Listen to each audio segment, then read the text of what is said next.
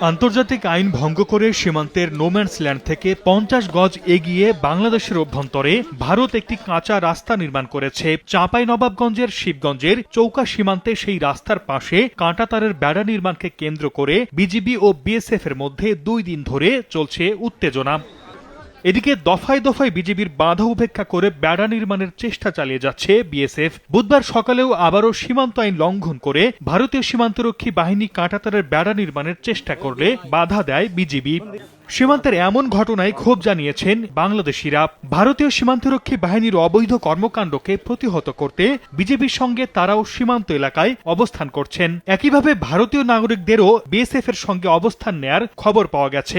তারা নতুন করে মাটি তুলে আবার নতুন করে তারা আমাদের বাংলাদেশের সাইডে তারা নতুন করে কাঁটাতার নির্মাণ করছে।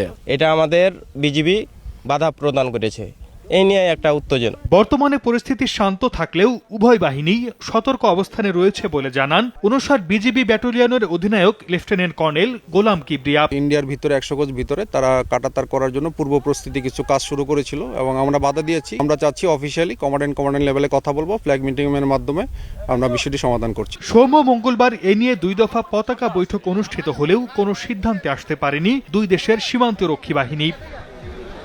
সময় সংবাদ, চাঁপাইনবাবগঞ্জ।